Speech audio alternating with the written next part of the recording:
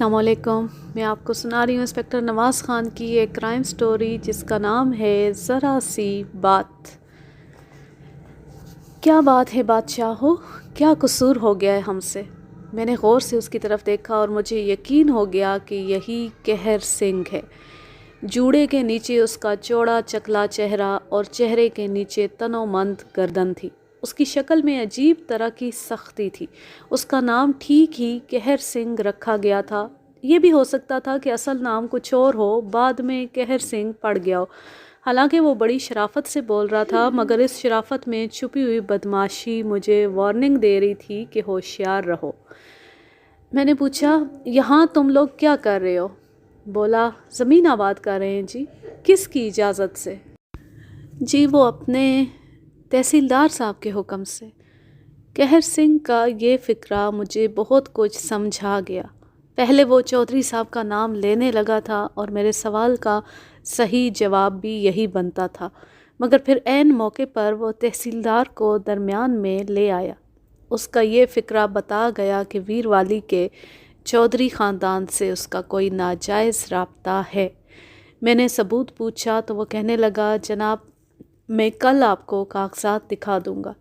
इस वक्त क्या है तुम्हारे पास? इस वक्त तो मेरी ज़ुबान ही है जी। तुम सबको मेरे साथ थाने चलना होगा।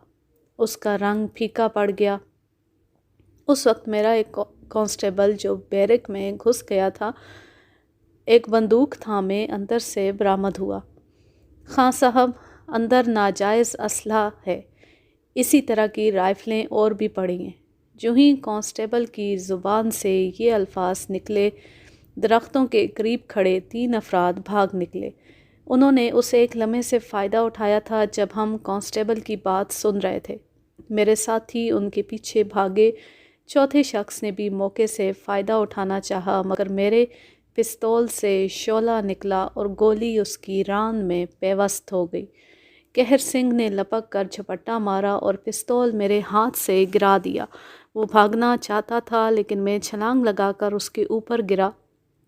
उसके हलक से हुर्राहट निकली और नताइज से बेपरवाह होकर वो मुझसे लिपट गया। फिर मेरा एक तूफ़ानी मुक्का खाकर वो चारपाई पर गिर पड़ा।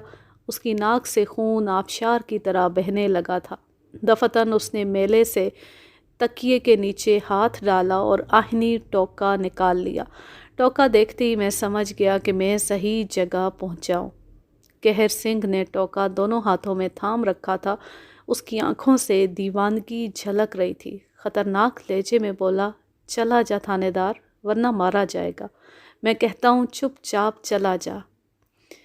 वाकई उसका अंदाज किसी भी थानेदार को वापस थाने भेज सकता था, लेकिन मैं वापस जाने के लिए नहीं आया था। अब कहर सिंह और मैं इस तरह खड़े थे कि हमारे दरमियान पिस्तौल था। आग की रोशनी में मुझे उसका दस्ता साफ नज़र आ रहा था। वो मुझसे कोई 12 फुट के फासले पर था। कहर सिंह भी जान चुका था कि मैं पिस्तौल की तरफ देख रहा हूँ। एक एक लम्हा कीमती था। दरख्तों से गोलियां चलने की आवाज़ें आ रही थीं। मेरा एएसआई बुलंद आवाज़ में महतहतों को हदायतें दे रहा था। मैंने आखिरी मर्तबा पिस्तौल को देखा, दरमियानी फासले को नज़रों में तोला, जहन में वक्त का हिसाब जोड़ा और अचानक पिस्तौल की तरफ दौड़ पड़ा। मेरे हरकत में आने के साथ ही कहर सिंह भी मुतहर्रिक हुआ। उसके हाथ में टोका बुलंद हुआ। वो पिस्तौल पकड़ने से पहले मुझ पर वार करना चाहता था। इधर मैंने पिस्तौल उठाया, उधर कहर सिंह का कातिल टोका चमका। मैंने दाएं पहलू पर झुककर अपना सर बचाया और एक तरफ निकल गया।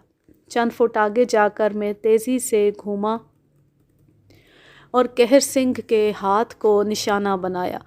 गोली ऐन निशाने पर पड़ी और कहर सिंह, जो फिर मेरी तरफ लपक रहा था, बाजू पकड़कर दोहरा हो गया। खबरदार, दूसरी गोली सर में मारूंगा, मैंने वार्निंग दी। कहर सिंह ने खून आशाम नज़रों से मुझे घूरा और दांत किचकिचा कर रह गया। मेरा अंदाज़ा दुरुस्त निकला।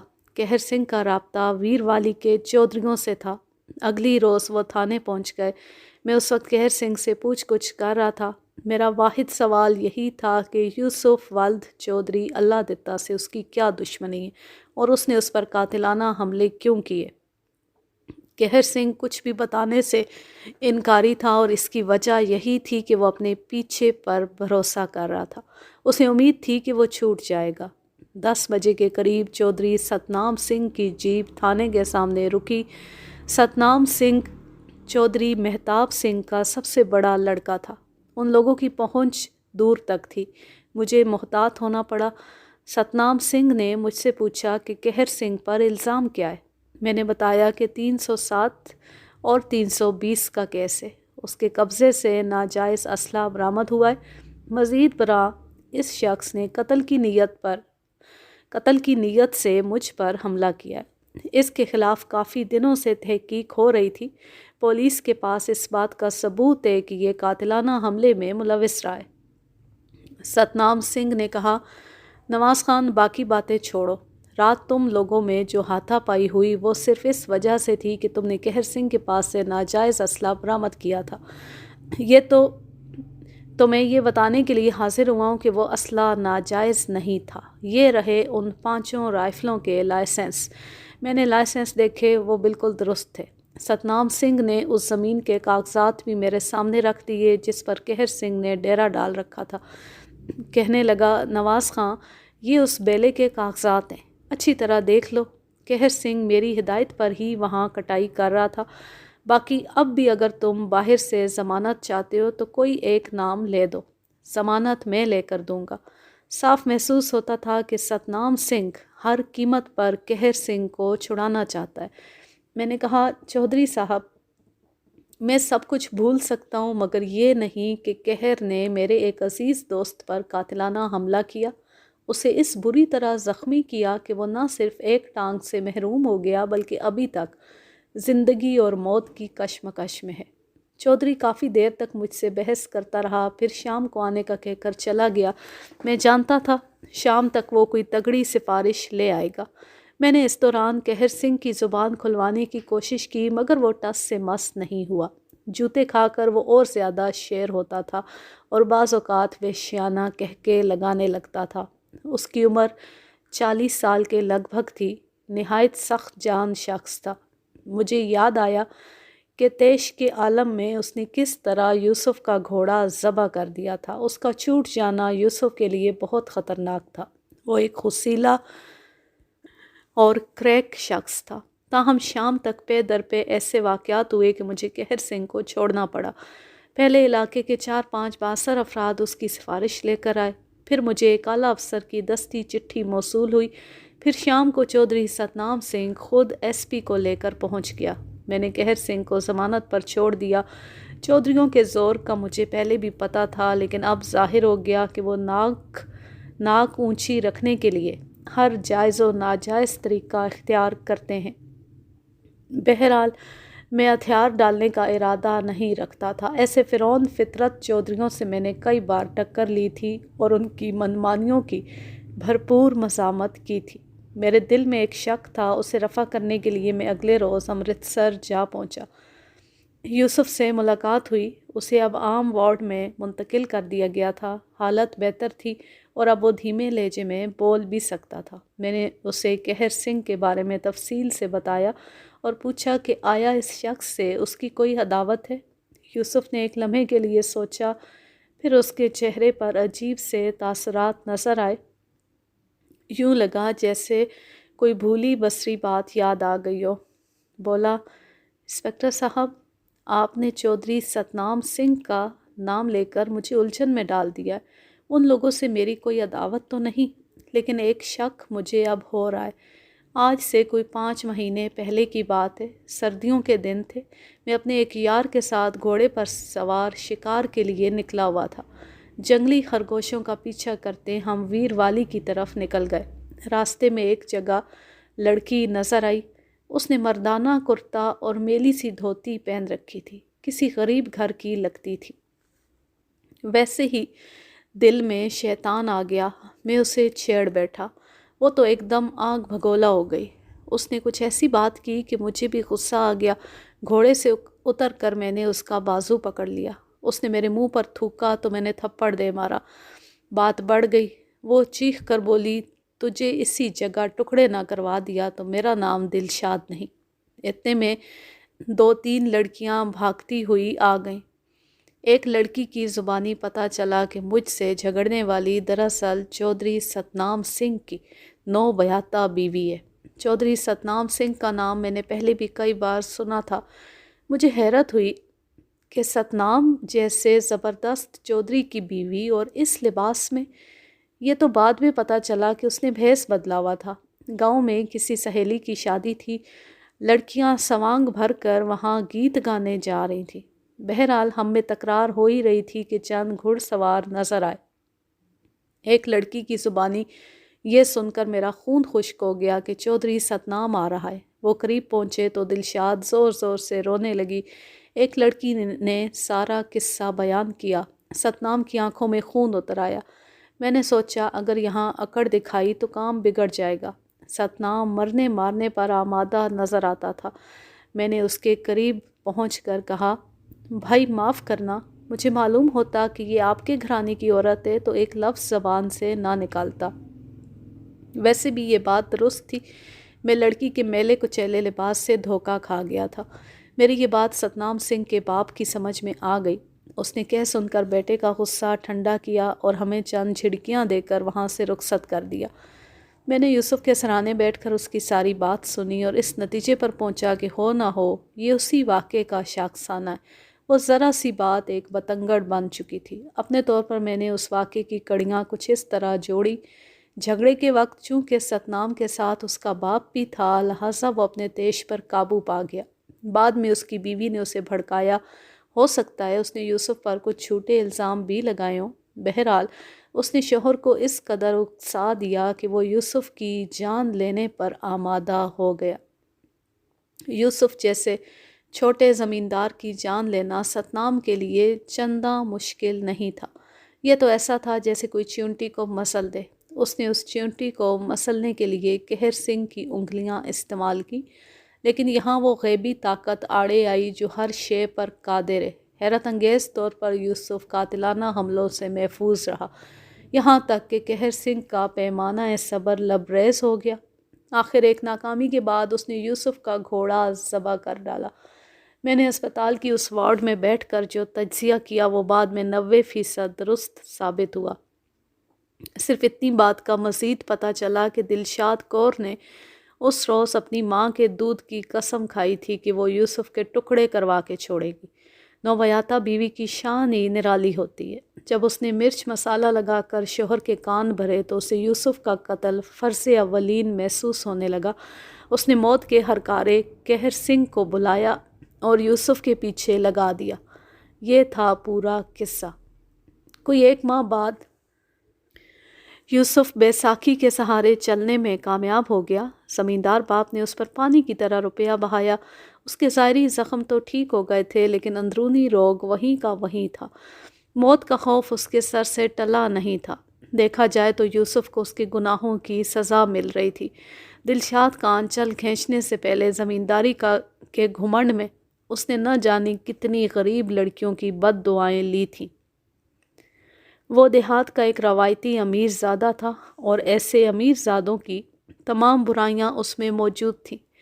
آخر ہر سیر کو سوا سیر مل ہی جاتا ہے۔ اگر میں یوسف کی طرفداری کر رہا تھا تو صرف اس لیے کہ میری لاپرواہی نے اسے نقصان پہنچایا تھا۔ دوسرے یہ بات بھی میرے ذہن میں تھی کہ وہ مسلمان ہے، جیسا بھی برا بھلا ہے کلمہ گو تو ہے۔ مجھے پورا یقین تھا کہ چودھری ستنام اپنا انتقام بھولے گا نہیں۔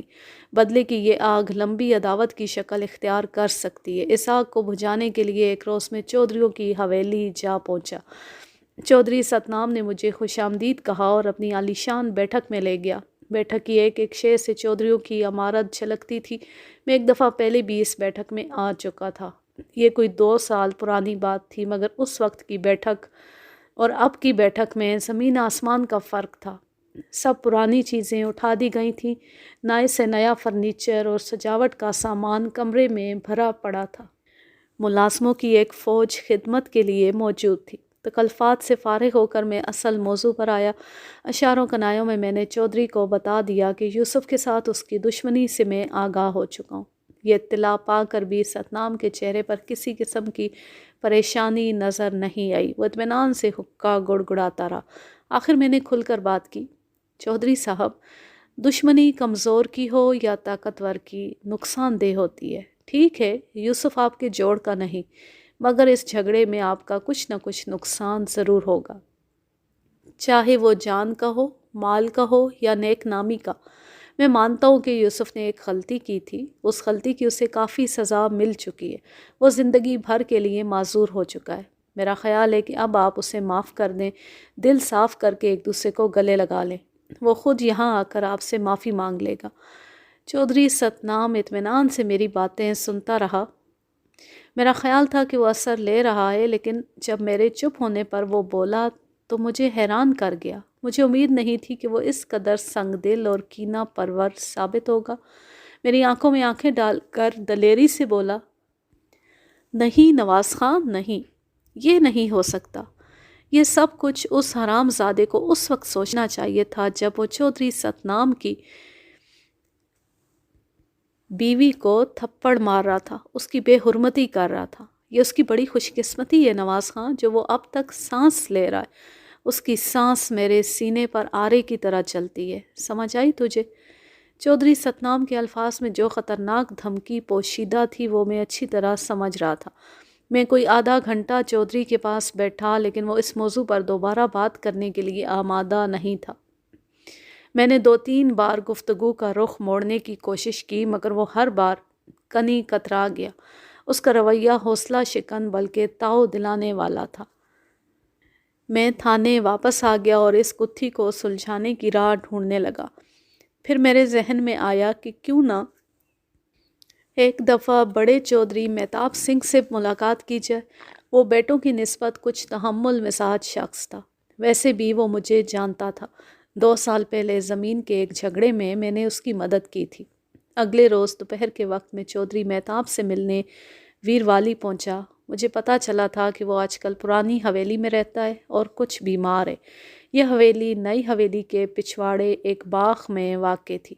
मैं दरवाजे पर पहुंचा तो लंबी मूँछों वाले एक नौकर ने इस्तकबाल किया।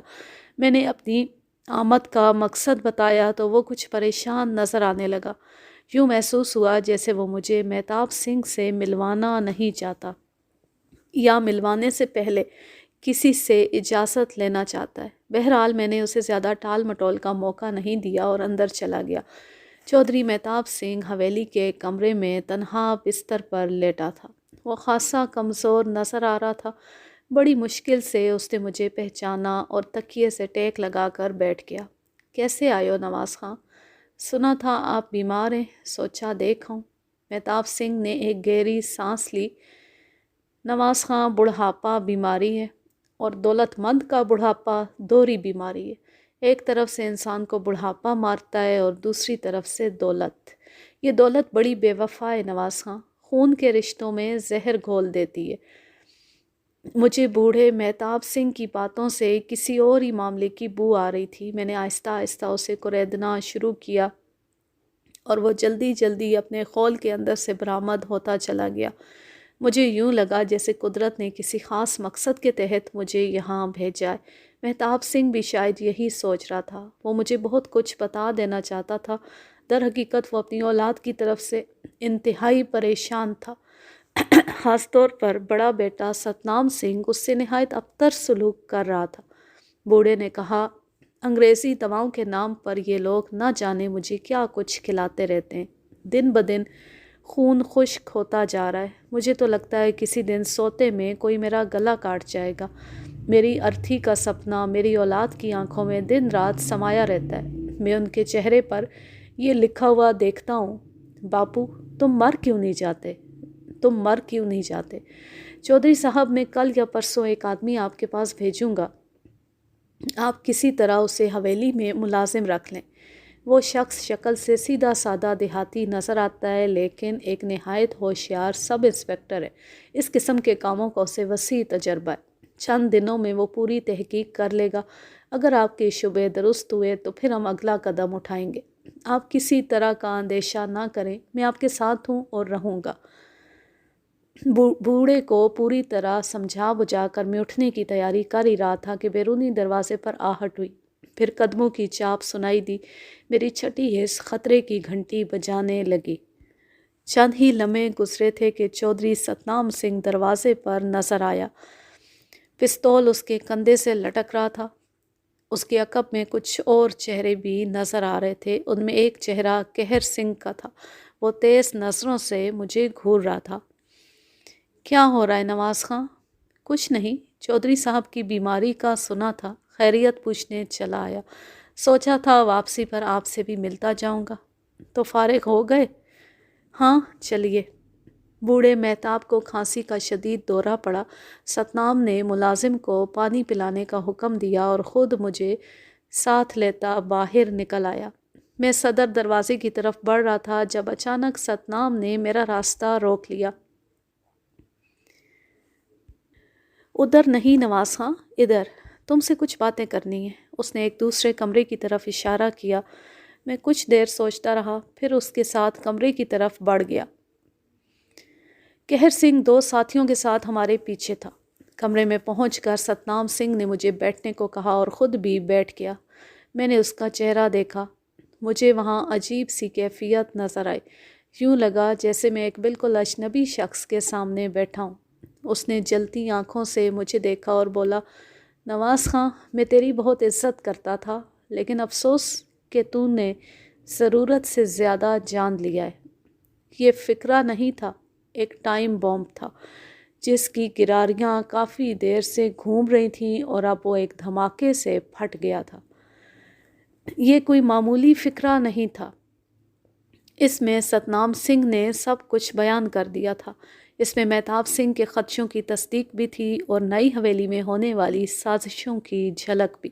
اس میں میری موت کا اعلان بھی تھا اور ستنام سنگھ کی طاقت کا اظہار بھی۔ یہ الفاظ سننے کے بعد بھی اگر میں خاموش بیٹھا رہتا تو اس کا مطلب تھا مجھے اپنی زندگی سے پیار نہیں اور میں نہایت قیمتی لمحے ضائع کر رہا ہوں۔ میری جیب میں بھرا ہوا ریوالور تھا۔ اس سے پہلے کہ یہ ریوالور بیکار ہو جاتا مجھے اسے استعمال کرنا تھا۔ میرا ہاتھ بجلی کی سی تیزی سے ریوالور تک گیا۔ اس سے پہلے کہ قہر سنگھ مجھ پر جھپٹتا میں نے چھلانگ لگائی اور ستنام سنگھ کے سر پر پہنچ گیا۔ میرا بایاں بازو اس کی گردن کے گرد حمائل ہوا اور دائیں ہاتھ سے ریوالور اس کی کن پٹی سے لگا دیا۔ خبردار، کوئی بھی ہلا تو اسے گولی مار دوں گا۔ قہر سنگھ میرا یہ روپ پہلے بھی دیکھ چکا تھا۔ اس کے ایک ہاتھ پر ابھی تک میری گولی کا زخم تھا۔ وہ ٹھٹک کر رک گیا۔ میرے ہاتھ لبلبی پر تھے اور لبلبی اپنا نصف فاصلہ طے کر چکی تھی۔ انگلی کی ایک جنبش ستنام سنگھ کی مغرور کھوپڑی میں سوراخ کر سکتی تھی۔ میں نے تیز نظروں سے قہر سنگھ اور اس کے ساتھیوں کو گھورا اور ستنام کو اپنے ساتھ کھینچتا ہوا دروازے کی طرف بڑھا۔ حویلی کے دوسرے ملازم بھی کونوں کھدروں سے نکل آئے تھے اور وحشت زدہ نظروں سے یہ منظر دیکھ رہے تھے۔ ہر شخص کو سانپ سونگھ گیا تھا۔ اس سناٹے میں صرف کبھی کبھی ستنام کی ہانپتی ہوئی آواز آتی تھی۔ وہ مجھے خطرناک نتائج کی دھمکیاں دے رہا تھا۔ باہر وہ تانگا کھڑا تھا جس پر میں یہاں پہنچا تھا۔ میں ریوالور کے زور پر ستنام کو تانگے پر لایا۔ جو ہی ہم پچھلی نشست پر بیٹھے، ہوشیار کوچوان نے گھوڑا آگے بڑھا دیا۔ ستنام سنگھ کی گرفتاری کے بعد 2 مہینوں کے اندر اندر کئی واقعات رونما ہوئے۔ در حقیقت اس گرفتاری نے ویر والی کے چودھریوں کی کایا پلٹ دی۔ مہتاب سنگھ نے اپنے دونوں بیٹوں کو عاق کر دیا۔ قہر سنگھ سمیت ستنام سنگھ کے کئی ساتھی گرفتار ہوئے اور ان پر سنگین نوعیت کے مقدمات بنے۔ خود ستنام سنگھ اور اس کے بھائی کو قتل، اقدام قتل اور اغوا کے کئی مقدمات کا سامنا کرنا پڑا۔ وہ کوڑی کوڑی کو محتاج ہوئے اور ان کی بیویاں عرش سے فرش پر آ گئی۔ یوسف صحتیاب ہو کر اپنے گاؤں واپس گیا۔ جان کے جان لیوا خوف سے چھٹکارا پا کر وہ بہت خوش تھا۔ ان گرفتاریوں سے بہت سے لوگ خوش ہوئے، لیکن میرے خیال میں سب سے زیادہ خوشی اس عورت کو ہوئی ہوگی، قہر سنگھ جس کا مرد تھا۔ یقیناً جہانی نے جب قہر سنگھ کی عمر قید کا سنا ہوگا تو وہ اپنے بیٹوں کے ساتھ گردوارے ماتھا ٹیکنے ضرور گئی ہوگی۔ آج بھی کبھی کبھی جب میں اس کیس کے بارے میں سوچتا ہوں تو خیال آتا ہے بعض اوقات غرور اور بیجا ہٹ درمی انسان کو کہاں سے کہاں پہنچا دیتی ہے۔ اگر اس روز ستنام سنگھ میری بات مان لیتا اور یوسف کو معاف کر دیتا تو میرے ذہن میں کبھی بھی اس کے باپ سے ملنے کا خیال نہ آتا اور یوں اس کے جرائم پر ہمیشہ پردہ پڑا رہتا۔ کسی نے سچ کہا ہے، انسان خود اپنے پاؤں پر چل کر اپنے انجام تک پہنچتا ہے۔ یوں یہ کہانی اپنے اختتام کو پہنچی۔ اب میں لیتی ہوں آپ سے اجازت۔ جہاں رہیں خوش رہیں، شاد و آباد رہیں، ہنستے مسکراتے رہیں۔ اللہ حافظ، اللہ نگہبان۔